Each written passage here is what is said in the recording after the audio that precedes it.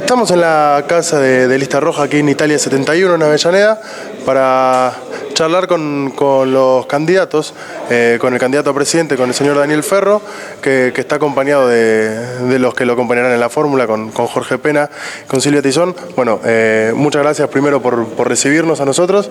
La idea es tener una breve charla, más allá de lo que será este compilado, donde compartirán las respuestas a estas preguntas junto a los otros candidatos sobre la agrupación puntual. Así que, bueno, Jorge, Daniel, Silvia, gracias por estar. Empezar, en parte, preguntarles. Uno ve los números de Lista Roja en las últimas elecciones, una agrupación que cumplió 80 años y que sin embargo, a excepción de aquella elección en 2005 donde estaba polarizado entre Julio Comparada y Norainakis y quizás fue más parejo, en los últimos 15 años ha mermado la cantidad de votos de Lista Roja. ¿Por qué se vuelven a presentar? Te voy a contestar yo, seguramente después Jorge va a decir algo. Fundamentalmente por el club. Nosotros podemos ser oficialismo u oposición, pero estamos todos los días del año trabajando. Nosotros tenemos una dinámica de trabajo acá dentro de Lista Roja. Vos fíjate la casa que tenemos, gracias a Dios tenemos esta casa en el centro de Avellaneda. Entonces nos da la posibilidad de venir a trabajar todos los días, a debatir. Hay muchos chicos jóvenes que se están incorporando de a poco y creemos que más allá que seamos oficialismo u oposición, estamos para el club, para trabajar por el club. Entonces nos vamos a presentar siempre. Aunque digan lo que digan, nos vamos a presentar siempre. Pero hay algún cierto tipo, no sé si de autocrítica o de algo referente a esto. Digo, ¿qué es lo que ha pasado que en estos últimos años o cuáles han sido los motivos por los cuales una agrupación de 80 años no ha podido llegarle al socio para lograr una cantidad de votos y de repente estar en la presidencia del club? Sí, efectivamente eso lo hemos analizado y es real. No hemos podido llegar con nuestra propuesta al socio. Hubo diferentes factores, hubo problemas internos, hubo por ahí no elecciones de candidatos y yo he sido uno de ellos en algún momento, que hemos podido expresarle al socio cuál era la propuesta. Seguramente, y a los hechos más remito, fracasamos en la comunicación, pero sí estamos convencidos que no fracasábamos en las ideas que proponíamos, porque con el tiempo se fueron dando los hechos que nosotros íbamos diciendo que iban a suceder. Cuando no aprobábamos los balances de las gestiones de Ducatenseller y de Comparada, porque decíamos que eran nefastos, porque decíamos que no eran reales, y muchos de los actores actuales que hoy se presentan lo aprobaban, en el tiempo digo que teníamos razón, que eso no sucedía. Cuando decíamos que nos íbamos a ir a la B con como se estaba manejando el fútbol y nos acercamos al último presidente, a Cantero, a ofrecerle nuestra ayuda, nuestra colaboración, nuestras ideas, nuestra gente, no nos dieron un lugar, no nos dieron importancia y no buscábamos un lugar, buscábamos trabajar para el club. Por eso, si bien es cierto que no llegamos a comunicarnos bien con el socio, o el socio no nos interpretó bien lo que nosotros proponíamos, estamos convencidos que las propuestas que llevábamos durante todos esos tiempos eran las acertadas, porque eran las contrarias a las que se llevaron a la práctica. ¿Y siguen con ese convencimiento de cara a estas elecciones? ¿Creen estar armados como agrupación de tal manera en que pueden asumir y ya el mismo 7 de julio empezar a encarar los problemas que tiene el club y empezar a buscarle y encontrarle una solución? Mirá, si el socio hace una revisión de la historia de los últimos 15 años, va a ver la coherencia de la Lista Roja. Recién Jorge te decía, muchas veces dijimos lo que iba a pasar antes de que pase. A Ducatenseller, a Comparada, a Cantero, no hagan esto porque se van a equivocar. No ustedes, se equivocan ustedes pero paga el club. Bueno, por ejemplo, nosotros paramos la demolición de la doble visera, porque creíamos que no era el momento para hacer una cancha que hoy son 30 millones de dólares que está sin terminar y que hay 5 o 6 vivos tomando sol en Miami. Entonces yo digo, estas cosas que fueron pasando, desgraciadamente, Lista Roja las anticipó. No llegamos al socio, no tuvimos la comunicación exacta, no tuvimos la prensa que tuvimos que haber tenido, o a lo mejor la credibilidad del socio. Creo que después de 15 años el socio tiene que ver la trayectoria de cada uno, cómo se armaron las listas. Ahora vos fíjate que las listas se armaron, la nuestra estaba lista 4 días antes del cierre de lista, justamente, ¿no? Para la redundancia. Hay 2 que se armaron 2 horas antes del cierre de lista. Y una agrupación fue con la notebook y la impresora a terminar la lista dentro de la Junta Electoral. Entonces yo digo, a ver, La coherencia de trabajo se ve a través del tiempo, de las acciones que uno tiene. Bueno, Lista Roja puede mostrar ese trabajo de los últimos 15 años y el debate interno que tenemos y el por qué ahora están incorporando muchos chicos jóvenes, que es el semillero nuestro. Por algo es, ¿no? Me hablan, tanto vos como Jorge, de una anticipación. ¿Qué anticipación pueden hacer de cara a lo que serían los resultados de estas elecciones? Si pueden hacer alguna, si pueden hacer alguna anticipación respecto a lo que va a ser el resultado y a lo que va a empezar a suceder en el club a partir del 7 de julio. ¿Qué es lo primero que hay que empezar a atacar para evitar esta caída de Independiente? En cara a estas elecciones, nosotros creemos, porque lo estamos apreciando, de que el socio nos va a acompañar en esta oportunidad. Creo que es el momento de la Lista Roja. ¿Por qué? Porque el socio está ansioso de volver a vivir los tiempos que vivíamos hace muchos años. Seguramente muchos jóvenes eso no tuvieron la suerte de vivirlo. Un club con superávit, un club ordenado, un club que era el orgullo, un club campeón, un club que crecía constantemente en propiedades, en socios y demás. A eso que nosotros sabemos hacerlo y que lo hicimos, vamos a volver. Con respecto a cuáles van a ser las primeras medidas, creo que la primera medida que nosotros vamos a hacer es convocar a las otras agrupaciones. En esto entendemos y estamos convencidos que lo sacamos entre todos los socios, con un proyecto en común, con un proyecto que sepamos hacia dónde vamos, pero entre todos los socios. Por eso no creemos que haya un Mesías, por eso no creemos que haya alguien que venga a poner toda la plata y salve el club, porque creemos que el club no es de un socio, el club es de todos los socios, y así creció. Y por eso la primera medida va a ser convocar a las agrupaciones. Y la segunda medida va a ser empezar a trabajar, a aportar lo que nosotros ya tenemos medios cerrados, que son los sponsors, las contrataciones y demás, y ahí empezar a gestionar como nos han enseñado los Pedro Iso, los Jorge Botaro y tantos dirigentes que han pasado por esta casa y nos han sabido enseñar cómo se gobierna el club. Sí, inclusive, disculpame lo que marcabas vos recién, creo que también un poco en las elecciones influyó el tema de esto, de que se vendían mesías que venían con la billetera a salvar el club, y el socio de alguna manera creyó eso, quedó demostrado que hizo la billetera y los personajes como comparada y todo lo demás. Eso también influyó en la decisión del socio. Creo que el socio en este momento entendió que lo que necesita es un grupo de trabajo y una agrupación seria, no más salvadores, porque así estamos. Hablaban de que no viene un Mesías a poner el dinero. Sin embargo, Independiente, más allá de que no sea una única persona, necesita un flujo de dinero grande para estos primeros meses, por lo pronto para el corto plazo, para empezar a solucionar un montón de problemas. Por supuesto. Sí, por supuesto. Por eso decía que la segunda medida va a ser poner los recursos que ya estamos generando, que ya estamos conversando y estamos cerrando ya a disposición del club para empezar a trabajar. Más allá de una ingeniería económica o financiera que está trabajando también nuestra gente, para empezar a ordenar las cuentas. Hay que ordenar el tema del déficit, hay que ordenar el tema de los ingresos, hay que ordenar un montón de cosas en el club que hacen a que hagamos bajar el déficit y no digo tener superávit, porque históricamente, como hace un rato expresaba Daniel, históricamente Independiente en los mejores momentos daba déficit. Pero como tenía en marcha esa fábrica de jugadores que tantos nos dio, con la venta de un jugador se solucionaba todo el déficit. ¿Por qué? Porque es lógico que la biblioteca de déficit. Es lógico que tal vez natación, si le sumamos el cloro, le sumamos el bañero, le sumamos todos los gastos de déficit. Pero también es lógico que un club social como el que pretendemos que sea independiente y el que queremos que sea independiente tenga todas estas actividades. Por eso la Lista Roja compró una sede más grande, por eso la Lista Roja compró un gimnasio Botaro, por eso la Lista Roja generó una tribuna nueva, por eso también compramos Wilde, por eso también creamos el colegio. Allá cuando Pedro hizo, compramos Boyacá, que la habían vendido la agrupación Independiente, porque la agrupación Independiente vende la antigua sede y es que había comprado Lista Roja y es nuevamente la Lista Roja la que vuelve a comprar la casa. Entonces, este es el club que nosotros queremos y el que tenemos como ejemplo. Empezaba a decir, cuando don Pedro tuvo la idea de generar un jardín de infante, muchos dijeron, ¿un club con un jardín de infante? Y se generó un jardín de infantes, se generó una escuela primaria, se generó una escuela secundaria y que fue modelo en Avellaneda, donde no había lugar para más matrículas. Hoy sobran las matrículas y por la información que bien maneja Silvia, que es la especialista en este tema, el año que viene va a ser más crítico todavía. Entonces, a ese club tenemos que cambiar.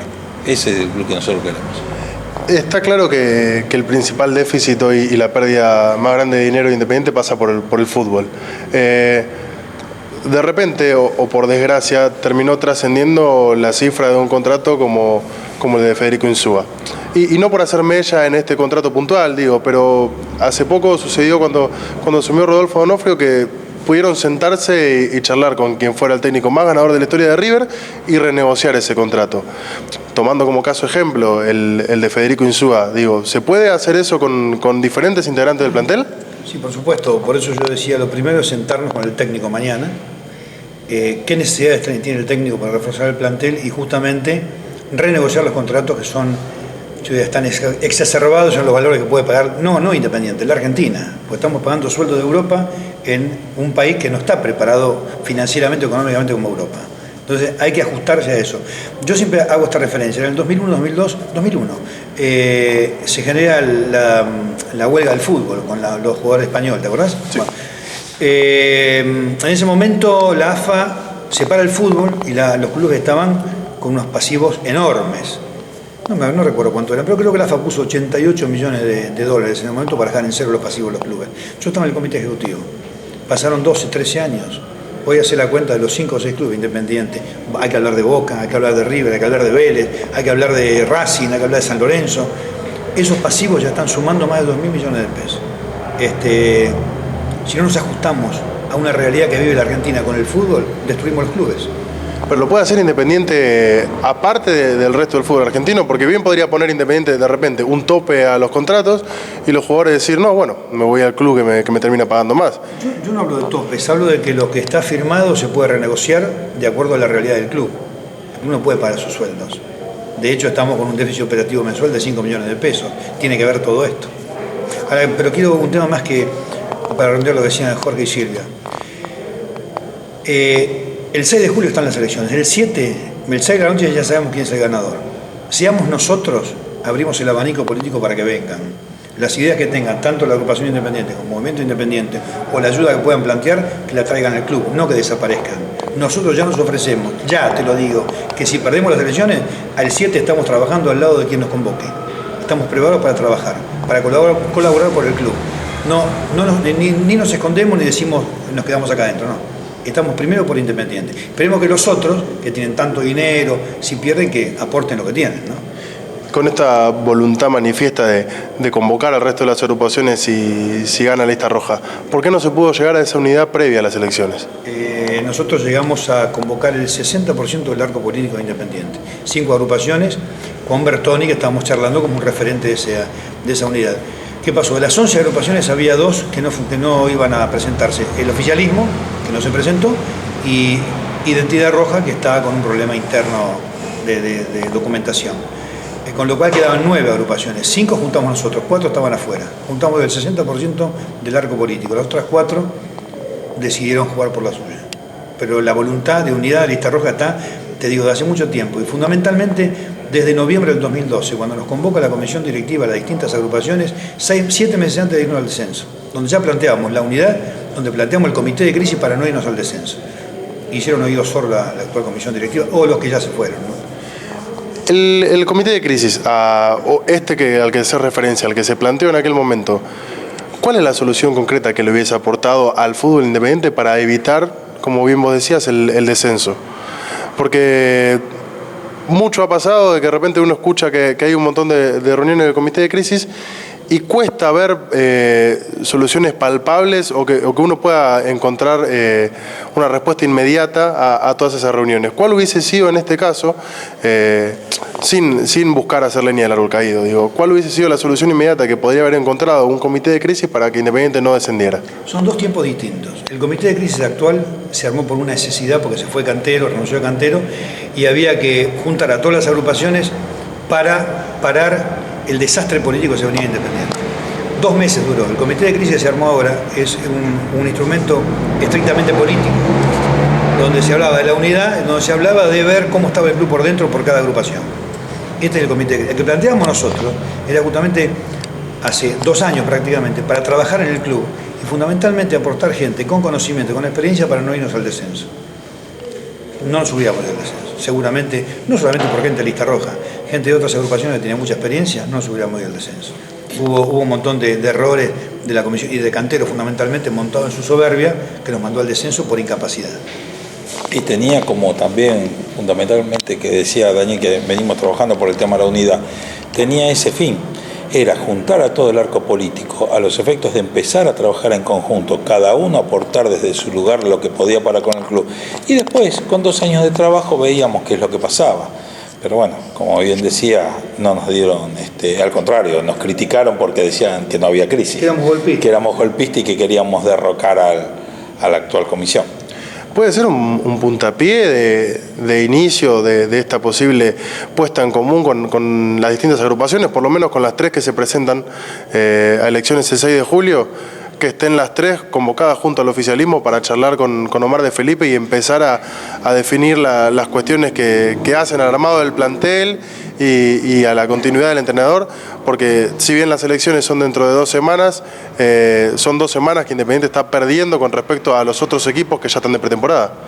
Mira, nosotros estamos muy definidos en quiénes somos y a dónde queremos ir. Somos dirigentes de fútbol con años de experiencia y nos hicimos en una escuela de dirigentes que es la lista roja. Del otro lado hay integrantes de listas que algunos son dirigentes y otros no sé, realmente no sé. Si ellos, y te hablo de la unidad, si ellos se avienen a que hagamos la unidad, gane quien gane y trabajando por el club, me parece bárbaro. Pero hay que dejar de lado mezquindades personales y cuestiones sectoriales. Esto por un lado.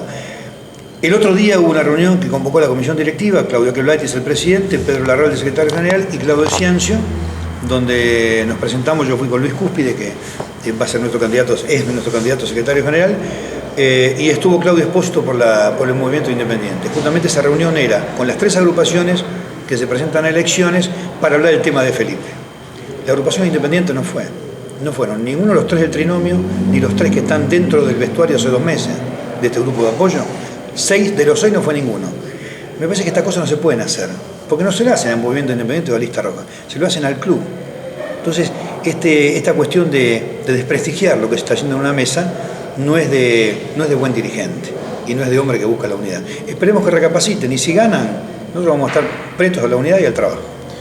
Para ir cerrando, y porque seguramente que es lo que más le interesa hoy por hoy en la urgencia a los hinchas, o por lo menos es lo que uno palpa rápidamente. Bien decían ya que están de acuerdo con la continuidad de Omar de Felipe. ¿Están en condiciones de armar un equipo competitivo pensando en este torneo que va a ser distinto a todos los últimos torneos? Digo, un torneo de transición y un campeonato largo en primera división. ¿Para qué están preparados? ¿Para armar un equipo competitivo que pelee? ¿Para armar un equipo que no sufra ningún problema con el descenso? ¿Para qué puntualmente? No, lo que pasa es que Independiente por su historia te impone el éxito. El éxito es el campeonato, el éxito es una Copa Libertadores, el triunfo. Yo te decía hace un rato, es muy difícil hoy contemporizar las 2 cuestiones, qué quiere el técnico y qué puede comprar el club. Creo que tenemos una buena base con los 7 u 8 jugadores que tienen un fogueo ya en primera división. Ya incluso de Felipe, cuando antes de operarse habló de algunos jugadores que están en el selectivo, que él ya los vio y que habló con Gaby Milito. Y creo que hay que reforzar algunas líneas. Seguramente hay que reforzar algunas líneas. Pero no creo que nos haga falta mucho. Lo que pasa es que necesitamos que también el mundo independiente, el pueblo independiente, tenga paciencia a ese plantel. En un torneo corto. Pero creo que no vamos a andar mal, porque el técnico sabe qué quiere y es un hombre responsable. Para tener paciencia, o para que la gente tenga paciencia, también tiene que ver esto de hablarle quizás con franqueza, ¿no? Si de repente, por eso te decía, ¿a qué puede aspirar el equipo una vez que esté conformado el plantel? Y ir con franqueza al socio y decirle, bueno, el equipo está para esto. Es fundamental eso. Nosotros justamente en todas las campañas hablamos con la sinceridad, y por eso decía al principio que decíamos lo que iba a pasar. Porque mientras nos vendían Mesías Salvadores, campeonatos económicos, otros nos vendieron las Diablitas y un montón de cosas, el club se venía cayendo. No le podemos garantizar al socio salir campeones de la Copa Libertadores. Nosotros creo que como hinchas y acostumbrados por una cuestión generacional a haberlo visto varias veces campeón, estaríamos recontentos. Trabajaremos para eso. No lo podemos garantizar. La situación del club es crítica. La situación del club es preocupante. Se necesita mucho trabajo, se necesita mucha colaboración, pero fundamentalmente se necesita el trabajo de todos los socios. Esto es fundamental, el aporte del socio desde cualquier lugar, desde lo monetario, desde lo operativo, desde lo intelectual, va a ser muy valioso para esta situación, para esta recuperación de Independiente. Te digo el tema del fútbol. ¿A quién no le gusta si ganamos las elecciones el 6? Nos haremos cargo el día 8 del club y el 3 de agosto empezamos a jugar, ¿no? Creo el 3 de agosto. Sí. Cuando salen las 11 camisetas a la cancha, vos querés ganar 20-0. A los 2 minutos querés ganar 20-0. Yo quiero eso. Ojalá se dé eso. Vamos a trabajar para eso. Somos gente de fútbol con una capacitación institucional de muchos años. Pero fundamentalmente es un club de fútbol y hay que apuntar al fútbol. Por eso hablamos del fútbol profesional, cómo estamos, y aportar mucho a las divisiones juveniles, invertir mucho en de juveniles. Eso es el corazón de Independiente. Ahora, si queremos ganar, pero por supuesto queremos ganar. Gracias a vos, Daniel, Jorge y Silvia, por habernos recibido aquí en la Casa de Lista Roja. Y bueno, lo mejor para lo que viene este 6 de julio y lo que le toca a Independiente por delante. Te agradezco, y la verdad que Jorge dijo, las diablitas, como las extraño. Gracias. Chao, hasta luego.